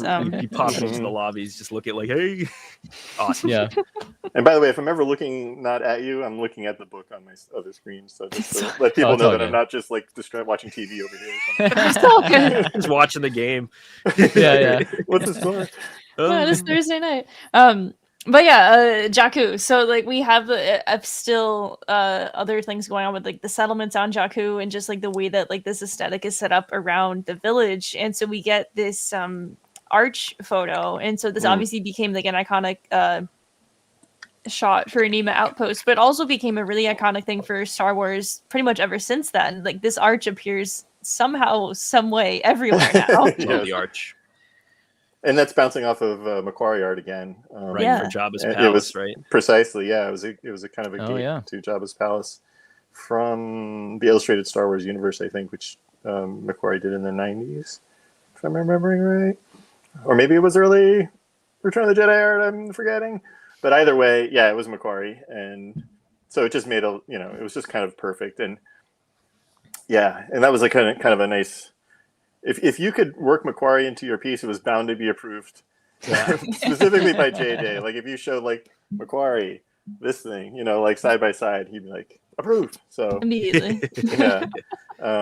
So yeah, it was a no-brainer, that gate. It's great to see Macquarie work still being like Oh an my God, inspiration yeah. to these days, and I hope it always is with Star Wars. It really should be, like you just said. Kind Yeah, of jokingly, for but sure. it's probably also serious. So Oh my God, yeah, no. I Yeah. mean, I constantly am referring back myself. Everyone is. yeah, And I know especially Doug Chang and his team, very much, it's the anchor to everything we do. I love that. aesthetically. but And bottom yeah, left, and obviously Joe Johnston and Neil Rodas Jamero and all the original trilogy artists, Joe Johnston, legend. legend. Love that guy. Bottom left there. Oh, There's sorry. a couple things. I wanted to talk Sorry. about the Lugga Beast. We Go got to talk ahead. about the Lugga That was Beast. Right. one of those things that I was kind of referencing earlier. That was one of those, you see it and you're like, oh my God, like that's one of those creatures that you see in the film that really catches your eye. You're like, how did they do that? Yeah, That was one of my just favorite multiple. designs. Oh yeah, well, just multiple puppeteers. I think again, just being motivated by like, what can we do with performers, and yeah, and that's, I think is it two guys doing the actual beast? I forget, but It's it's in the book, right? It's Yeah. got to be like the horse. It's got to be a horse costume situation. Somebody got the Lugga Beast's ass. Somebody got the front. There's always somebody in the back, yeah. Oh yeah, someone's got to But do it. physically rode by the performer. Oh, I think it's Kieran is actually up there riding the beast for real in the sands of Abu Dhabi. Wow. Yeah. what an so- experience! What a life experience! That's top of my resume if I'm doing that. Oh, Yeah, no digital trickery there except for erasing the performers who are standing beside the legs. But yeah. And I gotta talk about the. Oh, sorry, Jamie. Oh, sorry. I didn't know what you're. No, it's my fault. I'm It's my jumping out. fault. I'm sorry. I have so much to say about this. Jamie wants to move along, but I didn't. Yeah. Sorry. Why is everyone want to go back to Jakku? So on the right we have those little. I don't know, like if it's, I call them like the D-Day boarding Yeah. ships that Yeah, the First the Order transport uses there. shuttles. Yeah, the landers. I love that design. I loved seeing him in the trailer. I love seeing the fronts go down and the troopers coming out. Like that was such a cool idea to be brought into Star Wars. It's like one of the first thing we see is in the movie too. Yeah, it is. And we see those used again later, but earlier in the canon, in The Mandalorian, that was when the Doug Chang talked about it. I don't know if it was in something I read when that was coming out, season 2 of Mando. They used those ships and it was kind of predecessor to these ones. Yeah, that was exciting. That was. yeah, and direct inspiration from the World War II landers at D-Day. That's like, it was like, I don't know who made that connection, but one of the designers did. And once that, it just made total sense to bounce off of that. And even just the way the front comes down and it just exposes all the soldiers to the incoming fire, but they have to just, They run right through and you Run watch right people out, get yeah. picked off and Yeah. it's very like Saving Private Ryan. It's like, oh my goodness. totally. is. Yeah, same idea. Okay, now we can go on. What do you Moving on? think? Yeah, Okay. can we I had to move on? get that piece in. Sorry. It's all good. Oh, these are But some yeah, great ones. the big one I wanted to highlight here was this insane one of the Death Star coming out of the desert. Yes. What's going on there? Like it's the kind of thing, since this was the first movie going into this entire trilogy, it was, hey, what are the wildest ideas we can think of? Mhm. And this was one of them. Like I don't Yeah, want to I know mean- what was like the full like more like thoughts like about that in general of what was the idea here. Well, there was a lot of art in that phase, in that very early phase, where it was like not necessarily like this could even be something that's in the movie, or it was like just like trying to generate things that were inspiring, trying to generate things that were just amazing images, even if it never ended up in the film. Like, you know, Rick Carter really wanted the artists to kind of dream big and to go for it, and actually and tap into their subconscious, you know, like dreamlike imagery, you know, not something that's going to necessarily be literal. Maybe it's a vision, maybe, you know, like who knows. But that was really important to Rick, that like, you know, we didn't kind of let anything just dismiss things out of hand because it's too wild or too weird or whatever. Like he really wanted the artist to go for it. Based. Yeah. Yeah. So, you know, I think this might have been Doug, and I don't think he really ever in a million years assumed this would end up in the movie. And it's not always, especially in the early stages, it's not about like making things that will literally be something else and directly translated into the film. It's more about, like just trying to generate a vibe, you know. And I mean, that's the vibe of Jakku. Like, exactly. You know, the Super Star Destroyer sticking out of the sand is evoked by that extremely, you know. Yeah. And, you know, and there's shades of the eventual second Death Star wreckage that we see in The Rise of Skywalker and a lot of the early imagery as well. Right. You know? Yeah. We kind of showed that Rey, earlier, but I think we'll hit that again. like Kira diving down into the throne room and all that stuff. And that's like a very early story beat, right? That's like a very early concept. Yep. Yeah. The other one here with like what ends up being the treadable on Pisana. Which is just one of the other funniest little back. It's such a funky little concept. It's even funnier looking at it here because it looks more like a speaker on its side than it does an actual like, vehicle. But this is just one that's really just like intriguing in general of just what is this little like market / like vehicle. And then I love how even though it didn't get used right away and it made it into the book, it still ended up showing up in something later on. Yeah, I love that they weren't afraid to tap into things that were done in the development process. I mean, it was such a fertile time. Like, I mean, it's just the tiniest fraction of what was done in that kind of blue sky phase made it into the book. And actually, I think it was quite a ways later, maybe even into the development of the subsequent films. I put together a slideshow of just a bunch of art from that period that was all just kind of like random dreamlike imagery and stuff, and set it to music, and we showed it as a presentation at work just to like inspire people and show them like, look at all this amazing stuff that was done. It didn't necessarily end up in the movie, but it's just so wild and interesting, and you know, there's just so like thousands of pieces were done in that time. And you're making me cry. I'm never gonna see that. You're making me cry right now. You never know. Hey, you know, so sad. You know, how does you know, we're talking about how the treadable vehicle there, and then earlier the Death Star images. If we want to pull those up again, actually, I don't know what slide they're on. Yeah, I can find them. What goes into bringing things back out of concept art to use in future films? I mean, is it because, you know, J.J. Abrams worked on this one and then also Episode 9, and there's more likely to happen because he's probably seen a lot of the concept art for Force Awakens. He was like, oh, like, remember that thing in Episode 7? Let's bring that back. Like, is that kind of how it goes, or how does that really happen? For sure. That, and I think Rick Carter working on both projects as well was a big part of it. And actually, even just things ending up in the books makes them more likely to come back because people are just reminded, because they, you know, a few filmmakers and various people have very kindly said that, look, oh, I keep your books, you know, at my desk or whatever, and just flip through it sometimes to get inspired, you know. And I think you got some real power here, Phil. You got some real power. Wield it responsibly. What do you want to see in a future movie? Yeah, I mean, and for me, I mean, when I'm choosing pieces for the book, I'm just looking at things that I think will not only resonate with me, but resonate with fans and potentially resonate with future storytellers. So it's really awesome that these things do come back from time to time.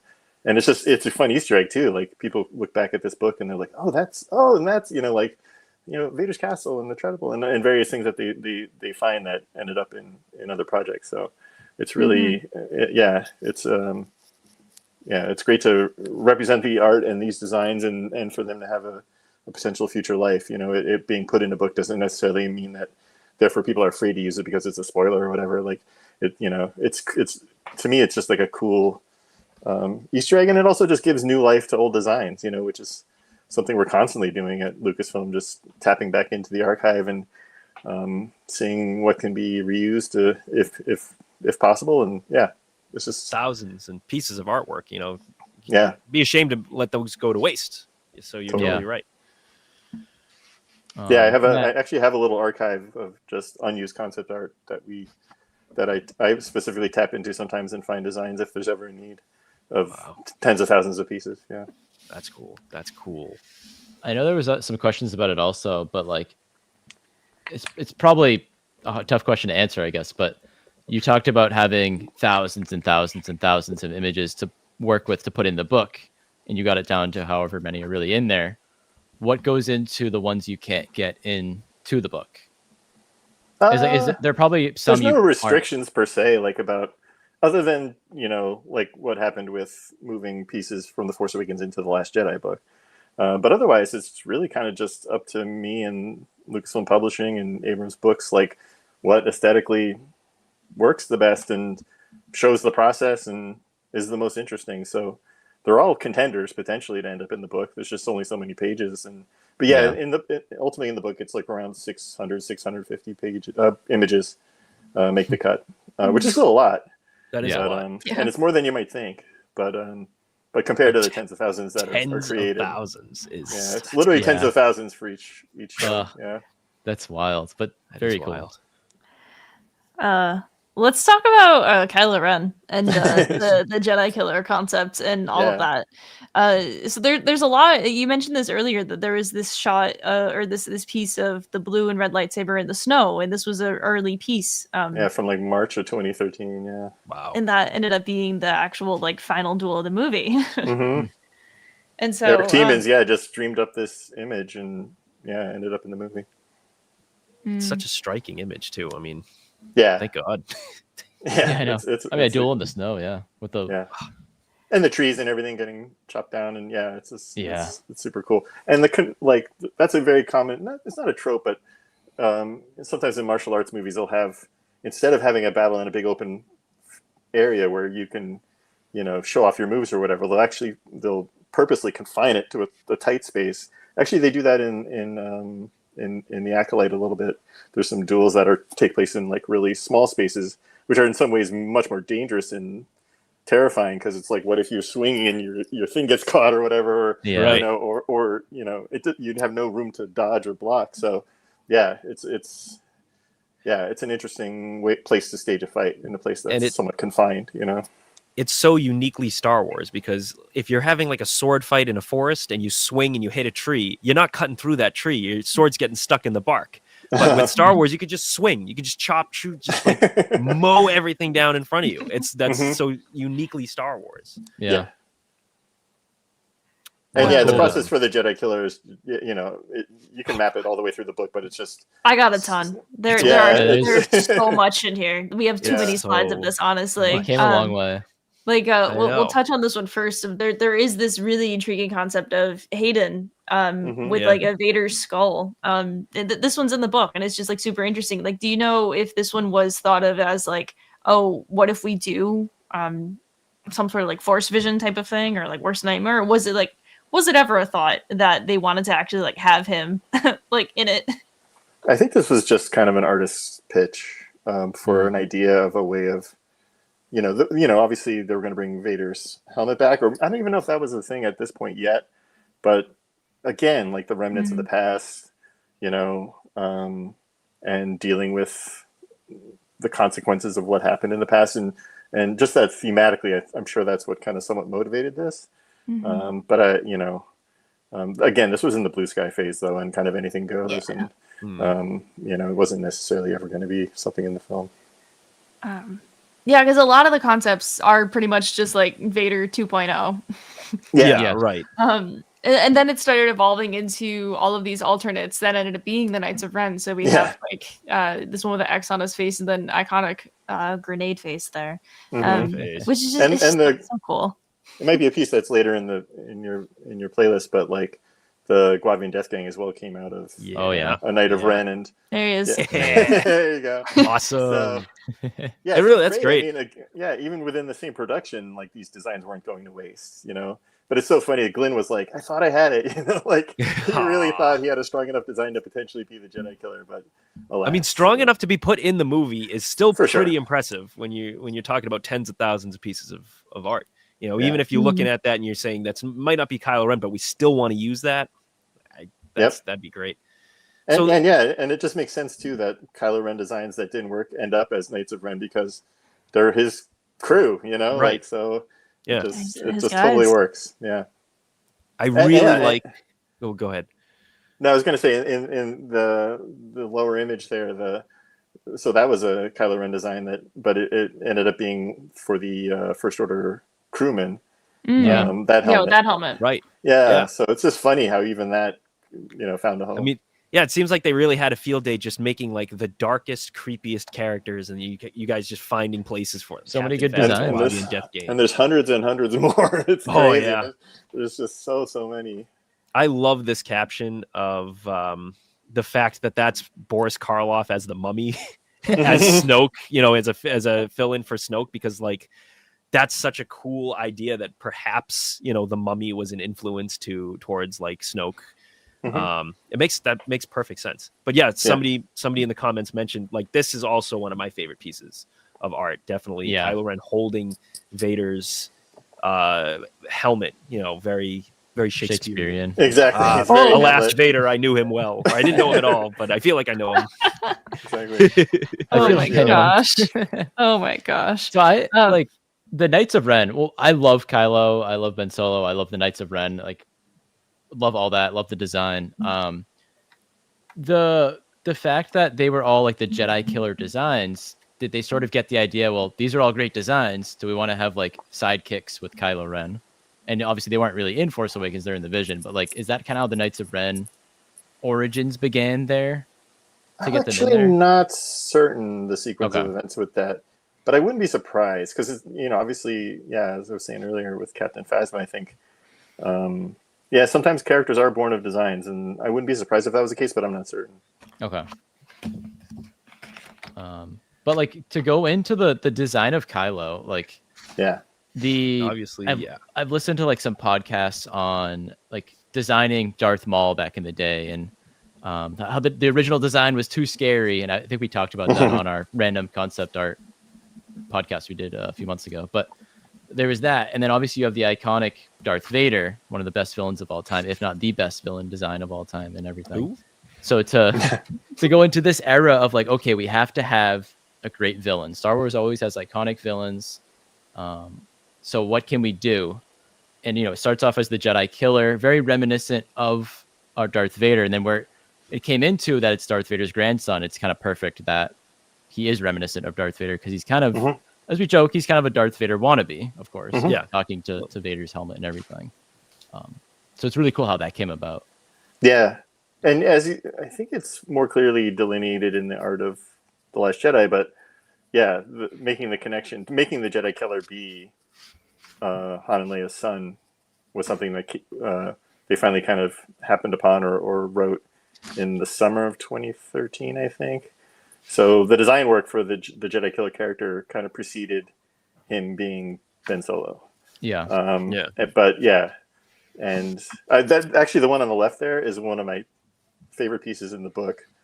Just the Glenn Dillon, early version of Kylo Ren, and I love the hose as a kind of being somewhat intestinal and the pose and everything. It's so cool. Very Arkham City, like Scarecrow, just like chilling there with his nerve toxin. Like every time I look at this, I'm like, Scarecrow. But it's just really cool. It's really spooky. And the final design for Kylo Ren, I think, is just really iconic, and that was Glenn Dillon again. And in his mind, when Glenn Dillon designed it, the kind of the stripes on Kylo Ren's helmet were yellow. They were not reflecting yellow. But when JJ saw it, he assumed it was reflecting light, reflecting flames, and that they were silver. So that's how the silver kind of came to be. Oh, versus, fascinating. But yeah, in Glenn's original design, they're just straight up yellow. Huh. He liked the yellow because there's the this going on with the grenade. Yeah, so very like, cool. he really True. really tried. Really tried. He's with like the he's yellow. really trying to, and they just did not put the yellow in there. He must. Oh man, see One of these days, yellow. Somebody's got to get a yellow helmet on screen for him. How many black and yellow helmets from Glenn are there in the archives? We'll never know. Oh, Exactly. Do we dozens, have hundreds I of don't- thousands? the cover of the book is obviously very striking. It's Kylo from behind with the With the crossguard lightsaber. saber that we see in the trailer, Classic. another hmm classic trailer image that actually isn't in the final cut of the film. Yeah, That's it's right, in the 'cause- trailer, yeah. Because that was just kind of a tease for the trailer, I guess. But we talked about BB-8, we talked about some of these other iconic things that I think of with the Force Awakens, and seeing that first trailer, the crossguard saber was one of the first things I was like, "Whoa, what is that?" Yeah. And I remember thinking for like 2 weeks, I was like, "I don't know how I feel about it," and then immediately I was like, "Oh, it's really cool. I like it." But like, I don't know if we have any pieces in here other than that cover. But yeah, the cover, it's funny you mentioned it. I'm glad you're mentioning the cover, actually, because most of our covers for the art books are kind of bespoke pieces, illustrations done by concept artists specifically for the cover. They're not like truly concept art, but that one is. The cover for the Art of the Force Awakens is concept art by Doug Chiang for that trailer shot. So it's concept art, a concept for effectively the lightsaber in that moment. So yeah, it's a great example of just a beautiful piece of concept art, but also like trying to figure out something specifically for the film in an iconic image that is perfect for the cover. It just screams Star Wars, obviously a lightsaber, a red lightsaber, and was just, and that's what you want for like a cover for these books, is something that like from across the room you can see that it's Star Wars. Yeah. That's actually interesting. I didn't know that the covers of the following books and most of the concept art books aren't actual concept art for the film, but it's created after for the book. That's pretty interesting. Okay. Yeah, the Art of Andor coming next year to a bookstore near you. Yeah, that was a custom piece that we commissioned from Chester Carr, who's one of Luke Hull, the production designer on Andor's top guys. And that's a custom piece for the book, which is great too, because then it's an exclusive piece. It's like something never seen before will be something that's on the cover, which is great. Yeah, that's sick. That's awesome. That is cool. Oh, yeah. Up next, we got a few characters. What about Luke? I love it. Oh, All right. man. So, I mean, like, there wasn't like that much in the book itself about concepts for Luke, Leia, or Han. It was more so focusing on all the new characters and the new locations to go to. But there were a few. And I know that Matt has a lot of personal fire with these as well. But yeah, there were a few designs going on here. Oh my God. Luke in sand is like these are my new favorite things. I love the picture of him just lying back, buried in sand. Just reminds me of falling asleep at the beach. Oh, waking up, just half buried. I mean, like I was saying before about like the dreamlike imagery, obviously this is again something that wouldn't necessarily be in the film, but in the early days, just kind of evoking a feeling. And I think in the book it's mentioned that the sand falling on Luke in this way was an idea that Kathy had that was then illustrated by the artist. So, just a really cool image. Whether or not it ends up in the film is, in the early days, kind of academic. It's really just trying to evoke a feeling, and yeah. So this image specifically is my introduction to you. I think I don't know if I mentioned this before, but I remember specifically, it must have been 2016 or 2017. You posted this image talking about, quoting, I think it was The Art of the Last Jedi, or it might have been The Art of the Force Awakens, but I think it was Art of the Last Jedi, talking about how this concept piece was from 2013 and it got George Lucas's approval. And like that blew my mind that all the way back, in 2013, 2 years before The Force Awakens, George Lucas is still approving these designs and concepts like, Jedi Master in Exile, Luke Skywalker. Because, obviously when it's just such like a very, just an interesting, I don't know how to put it exactly, but it's just such a cool idea that we have these concepts that were directly from George or directly approved from George. Yeah, in the Art of the Last Jedi, there's a meeting that happened in January of 2013 that's mentioned, and there's some artist quotes about pieces from that meeting and stuff. So yeah, you definitely, if you haven't already, check that out in the Art of the Last Jedi. So that blew my mind. I followed you immediately, and I haven't looked back since. Thank you. I love glad that. I ended up on your radar. Absolutely, yeah. Oh man. But yeah, This concept of Luke is. Oh, go ahead. Sorry. No, I was just gonna say, just so many of those pieces that we were concerned about putting in the Art of the Force Awakens ended up in the Art of the Last Jedi, and I wish it was a little more clear in the Art of the Last Jedi where the dividing line is between things that were done specifically for the Last Jedi, because there's really no clear dividing line between the pieces that were done for the Force Awakens and the beginning of the pieces that were done for the Last Jedi in the book. But regardless, there's quite a lot of Force Awakens art in the Art of the Last Jedi, so it's kind of like part 2 of the Art of the Last Jedi, and there's things we can talk about in a little more detail and things that we can show. Obviously, the death of Han Solo was something that we had to hold back from the book just in case it leaked before the movie came out. So yeah, I'm pretty sure that out of the Force Awakens book, the only concepts were just him in these crazy old man outfits. Not even crazy, just trench coat. We were the robbed. duster, Western duster. Yeah. Oh man. Oh my God! Look at that. I do think that one of the total aside, one of the funniest moments for Han in The Force Awakens is when he has his winter coat and he just absolutely just hucks it to the other side of the hallway when they're on the base, and Chewie just hands it to him afterwards, just on your jacket. Exactly. I think about that a lot. But yeah, this is pretty much all we had for Han. And then later on, there's a few in there in Maz's Cantina, but yeah, there was, like we mentioned earlier, the concepts for the original trio weren't as much, but as you've been saying, it wasn't, you couldn't put as much in until possibly the next film and see what was going on from there. And it was effectively just designing their costumes. I mean, story moments, some story moments need to be designed, but others don't, so it's so once you have a grip on kind of the costumes that you want to put these established characters in, you're kind of done, versus a character you're developing from scratch, Yeah. So. It is funny because pretty much the only ones we pulled for the three of them were literally costume designs, because there's the one of Luke, the one of Leia, and then the one of Han, and that's pretty much what the three of them were wearing in that movie. And and in the early days too, I mean, the costume department wasn't kind of fully up and running until they started pre-production at Pinewood. So there was a big chunk of time when there was, it was just the team here in San Francisco. And they're not, I mean, there's definitely costume kind of things that are done in that, but it's less important until the people that actually make the costumes are have formed their department at Pinewood. So. Yeah. Missed out on man bun Luke, that's all I'll say. Oh man. But yeah, the character of Maz, we talked about her castle a bit, but her design definitely came a long way. I don't know if we have all the pictures of her, but she kind of looked like a Yoda type figure at one point, and then definitely bouncing off the idea of a mentor type figure for our new young heroes, and who could that be? And obviously Yoda's the touch point for that. So Maz definitely evolved out of Yoda, but also Maz more importantly evolved out of Rose Gilbert, who was the teacher that both JJ and Rick Carter had in common, and that's talked about in the book.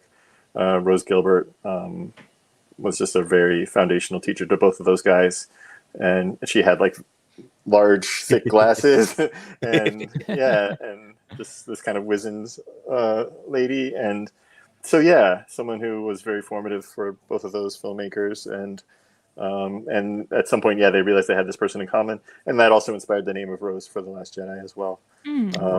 So Rose Gilbert and Maz are two sides of the same coin. The only other one of Han and Maz's castle inside, and then of course we have the droid betting, which didn't actually happen, but ended up happening in Solo. Oh, they loved, I loved having dying that to get that in. though. With the droid. That was just again, that was just kind of Ian McKay going off, doing his thing where Ian loves pitching ideas. So yeah, a lot of Ian pieces in The Art of Force Awakens are just him like, what about this?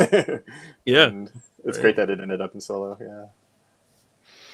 I like that Han's wearing a winter coat. Was Takodana supposed to be cold or? Yeah. This is probably before, Takodana it was probably was just a Takodana. cool look, and yeah, exactly. Like, and this is a design for a set, an interior set, so making the connection to what necessarily the exterior will be or whatever probably wasn't set in stone. It probably was just like, and often, again, this is a design for a moment or a set more so than it is for a costume. So Yeah. sometimes you'll see like, the people have remarked in The Art of the Mandalorian, you see images of like Boba Fett, but that's just the artist throwing a Mandalorian into the scene versus it being literally Boba Fett, because it's a design for a set or a location, not for a character. The character's just there as a placeholder. I love that you mentioned The Art of the Mandalorian, because you know who's in concept art for The Art of the Mandalorian? Our guy. Our guy, Bar Creature CO24. We love him. I'm glad you mentioned the Mandalorian concept art. I do have that. You have that quick draw. That picture. Yeah. It's always ready to go. Yeah, we always have this one ready. rainy So this day. is from That's the amazing. Mandalorian one, but Sidon and Quiggle are just like chilling, which makes complete sense that they would be. But yeah, I mean, like this is our favorite guy. Like we love him so much, and I love how he's literally just listed as Bar Creature. Like that. Yeah. This little illustration of him makes me so happy, and that is pretty much exactly what his outfit looks like as well, like to a T. And I don't know, Sidon's helmet is just such an intriguing like design, and I'm so glad that he like became like just at least our favorite guy, and he's in the movie at least. Yeah, no, he's great. I love his design too, and I love that he's had a life and he has this whole backstory and lore now. And he's important in the film because Finn's about to leave with him. So I think they were purposely chosen, him and Quiggle, as like, just because there were designs that could stand up to having a little more time in the film maybe than others, and were just really cool. So like, why not feature them a little bit more? And the reason there's these two different pieces is obviously I think the helmet probably would have been designed first, and just to get that color and look, and then a sketch would be done to kind of flesh out the character's costume a bit more. Those would be done separately. Yeah, I'm almost surprised that this isn't a Kylo Ren concept. That this was designed as Bar Creature. And this would have been the creature team. Oh, the creature team was doing a lot of Kylo Ren designs as well. Everyone was doing Kylo Ren designs. But the captions like Bar Creature and like the Sea, that's all just like the code name, and oftentimes the captions that are in the book for the name of the piece just come from what the artist wrote, because obviously the naming of characters, especially background characters, doesn't happen until much later down the line. Right. Well, I mean, he has many names, but Bar Creature is probably my favorite one. So. Yes, That's what we said. Bar Creature. It's very cool to like be talking with you about this, and we've talked about all the kind of main creatures from Force Awakens, because we've talked with Landry Q. Walker, the author who's wrote the story essentially of the Glups in Force Awakens, and wrote the backstory, as you were just talking about, on Sidon Athano at the moment. So it's cool to, like, we heard his story of, I think, he went to Lucasfilm and had a meeting with other authors and everyone, and picked like pictures on the table of characters that looked cool and wrote the stories. It was pretty much this picture, like of this one on the right. It was pretty much this picture. He's like, I like that guy. I'm gonna so we're like, story for him. We're coming full circle with like back to where those pictures originated and like your side of the story too. So it's cool to kind of discuss both sides of the coin. We're coming full circle here. Yeah, we've got the whole Sidon story. We got the Sidon saga going on here. Oh yeah, Sidon brings people together. He really does. He does. Yes, Bar he Creature. does. Whether you're Finn or us. And I finished the costume this year, so like that's huge. It's huge. That's huge. The helmet's staring at you menacingly. He's back there. Anyway, Bar Creature had to throw him in. Anyway, absolutely. Back to this is the actual point of like this slide, but we've talked about this a lot already. Anything left unsaid? Yeah, this another, because this was also 2013, right? So this was another George concept. No, not necessarily. I mean, just more like blue sky. Imagining just coming up with stuff. Yeah, exactly. Yeah, again, like dreamlike imagery that could end up being something, and did end up kind of being something in Rise of Skywalker. But But yeah, not necessarily reflective of something that they were thinking would be in the film. Just again, inspiring the writers, and then the writers that inspiring the artists back, and just coming up with cool imagery, Star Wars imagery, and what could be. You talk about Matt. Both you and Phil were talking about George concept art with the Luke thing and this. What exactly do you mean by George concept art? Is it the stuff that was left over from that wasn't used back in the day, or is it, Matt, you might know more about that than I do, but I'm kind of curious about that. Well, I just remember your tweet just said got the George approval, George sticker of approval. It just concept art that was run by George at some point. Him. And he said Okay. Gave it a thumbs up, right? And like I said, there was that meeting that's mentioned in the Art of the The Last Jedi in January 2013, and I think there's another piece that James Cline wasn't in the meeting, but I think someone came back from that meeting and reported to James Cline that he got a Fabuloso, and that kind of made his life. Right. So that's the word. Fabuloso. That's what I was trying to. I kept saying fantastico in my mind. I'm like, that's not it. Something Italian. I'm gonna have to go through the Last Jedi art after this to read up on that. But, one cool concept piece I love is one of them was back, Jamie, the Star Destroyer. You have a full page spread of, I believe it's Kira/Rey. Kira at the time, I imagine, was the concept, but she has a lightsaber up and she's cutting through the Star Destroyers. Yeah, that's such a wild idea. And that's something that you'd see in Visions or something, and maybe we did see something similar in Visions. Yeah, I think we did. So that was just such a striking image. I wasn't sure who did that piece. I think that was Ryan Church, and I believe that was just a pitch. That's him. Yeah, just throwing out a wild idea kind of thing. Cool concept. I'm learning the term blue sky. Yes. Sorry if I'm repeating myself too much. No. No. This is please do, because it helps me learn. Yeah. Yeah. So just another piece in that kind of dreamlike, wild blue sky face. Yeah. Kylo's and these as well, because I took a note on this, the bottom right, just is was this or is this Jedi's Luke's Jedi temple, or is this supposed to be Jakku? Or no, it's the Jakku. They're both the Jakku village. It's just Kylo Ren arriving at the village and then confronting whom he finds there. So yeah, it's all just kind of early ideas for that came pretty early on. The whole idea that there would be a village that the Jedi Killer or Kylo Ren would, and his troopers would attack. So. Okay. I think originally Kylo Ren was. It's in the book in The Force Awakens. Kylo Ren was kind of paired up with pirates before he was paired up with troopers. Yeah, that was one of the first concepts I think we threw up there. Yeah, with them, which is super cool. But a lot of this is just this one here. Sorry. Yeah. That specific. The ships. Yeah. And this is just Doug Chang going off. Talk about going off. I love these because it's Doug Chang going off with things that again, another shot for shot thing we pretty much see in the film on the left, and then him just having fun on the right. And I love the note about it. The little quote you have in there too even includes him laughing about how the Falcon's airtight in space, so it's probably airtight underwater, right? And that's that's a brilliant idea that why not? Honestly, I hope we get to see, and even if it's in something other than if it's in a comic or something, that's a great idea.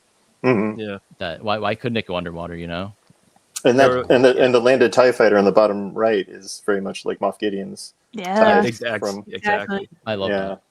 The Outland which TIE, I think. Which kind of it feels like it makes sense.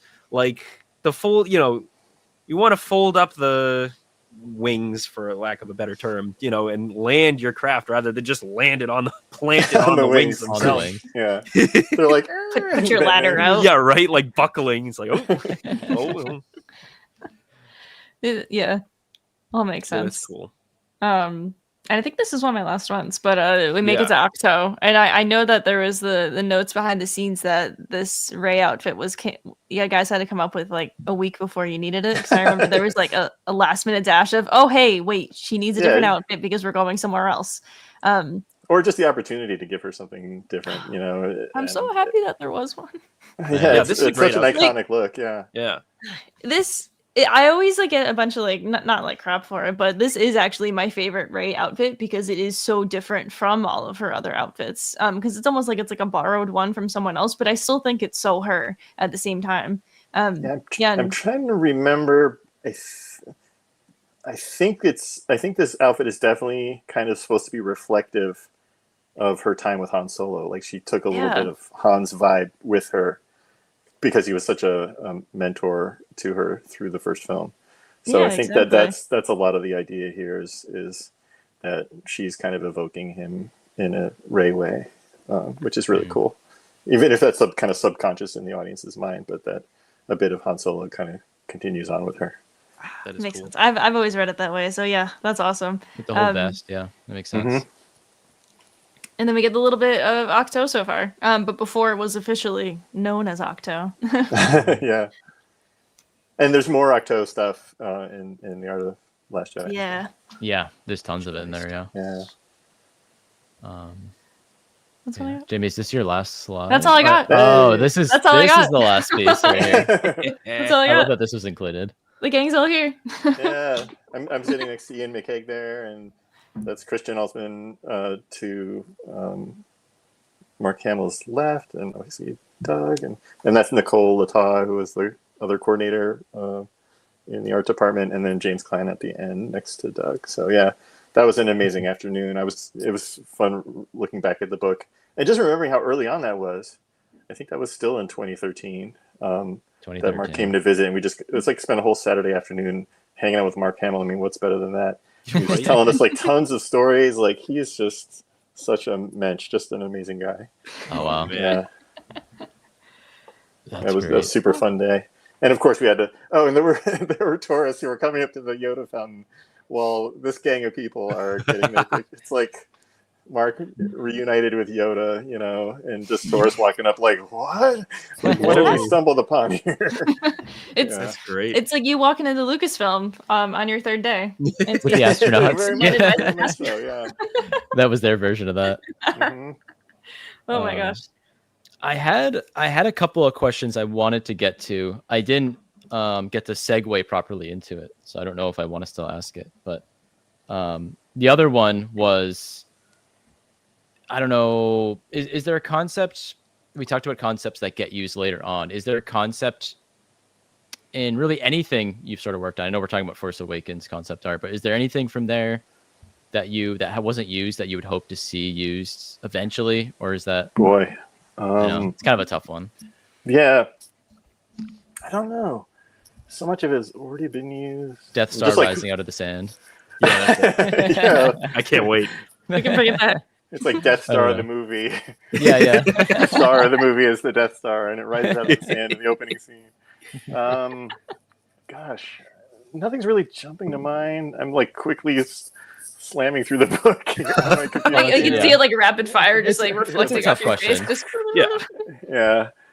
Not that I can think of, but I mean, like I said, so much. I mean, and especially it being 10 years ago. It's, but yeah, I mean, obviously, so much has been tapped into from that very fertile art department. I mean, it was just like finding myself in that art department was kind of incredible. Like I had never met Doug before. I'd never met most of these guys before. So yeah, just finding myself in that company was incredible. Such an incredible time. Yeah. I gotta grab a prop real quick. So Jamie and Matt, think of something. Ooh, a surprise. This is kind of. It's my camera's gonna follow me around the room as it likes to do. I needed the full reset. Oh my gosh. Hi Matt. How you feeling? What's going on? I'm still thinking about the full circle about Sidon, honestly. So I know. I didn't even think about that until he brought it up, and now it's all I can think about as well. What is it? I'm still thinking The about full circle Sidon. Oh yeah. Situation.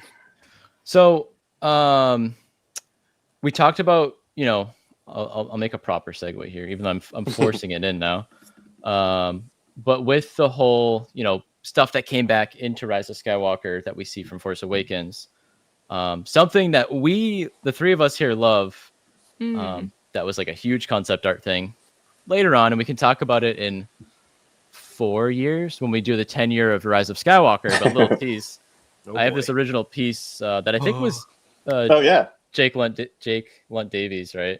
Yeah. Jamie got me for my birthday this year. My boy. But It was just a pencil Eye of sketch that he made. the Eye of So- Webber's Amazing. Bog. We wanted to touch upon that just a little bit. Oh, yeah. So, I how have did some that? How pages did, actually bookmarked in the art of the Rise of Skywalker on my computer as well. ha, Just talking about that creature. So yeah, love that creature. yeah, Love the eye. so cool. And He's the bog creature, not the bar creature. Yeah, the bog bar creature. creatures, bog I see creatures, what you you got did them all. there. It was awful. We couldn't get through without mentioning the Eye of Webbish Bog. We almost made Of it, course guys. not. Yeah, so The I don't know, the like, best glup in the universe. Oh, You might Yeah, be. Who are sure. we kidding? No, you're not going to find anybody here who disagrees. But yeah, I Uh, mean, obviously, yeah, we talked about it quite a bit in the art of the Rise of Skywalker, and it was something that they actually built. And don't yeah, it was know. some ridiculous. What did Neil say? Just like how many tens of thousands of pounds of silicone was made? Yeah, it was the biggest silicone pour we ever did.